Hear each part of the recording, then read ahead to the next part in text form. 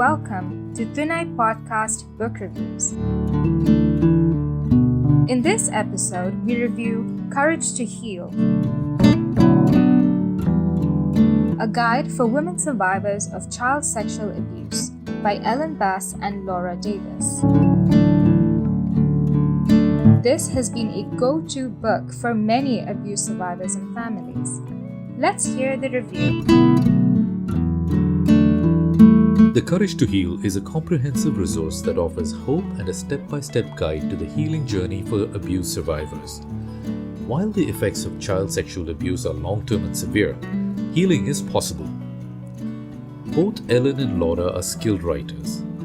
Ellen is a famous American poet and Laura is an expert in creative writing. Both write skillfully and sensitively.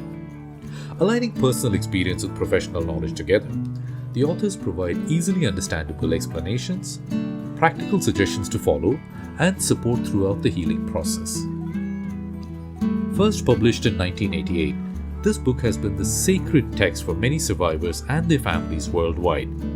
This completely revised and updated latest edition continues to provide the compassionate wisdom the book has been famous for, as well as many new features, including contemporary research on trauma and the brain, an overview of powerful new healing tools such as imagery, meditation, and body-centered practices, additional stories that reflect an even greater diversity of survivor experiences, the reassuring accounts of survivors who have been healing for more than 20 years, and finally, the most comprehensive, up-to-date resource guide in the field.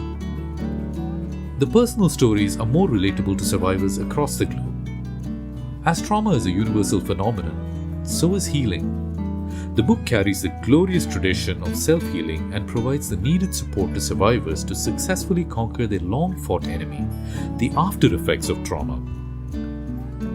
Ellen Bass and Laura Davis have also opened up new doors to the undiscovered territory, not outside, but within. To believe healing is possible, however strong your trauma may be, is the seed for the healing journey. Decision to heal starts with recognizing the damage.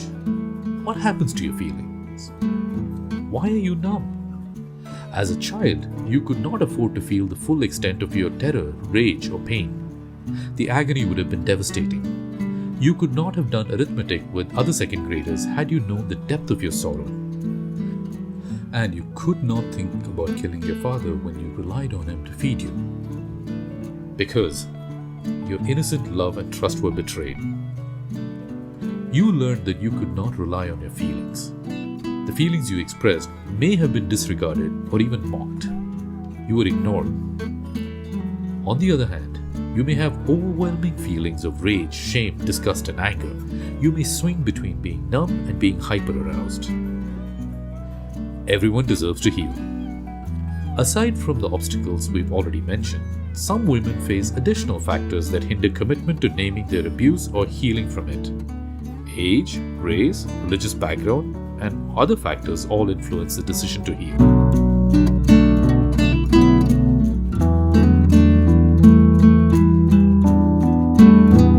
As Laura Davis says, come to terms with your past while moving powerfully into the future. Sometimes in the early days of healing from child abuse and sexual trauma, we may have a hard time accepting what had happened and feeling miserable in a victim mentality. Healing is precisely moving out of this, deciding to move forward to a survivor mentality and even thriving, despite what happened to you. You listen to Untitled Podcasts. Come back for more book reviews and podcasts relating to mental health.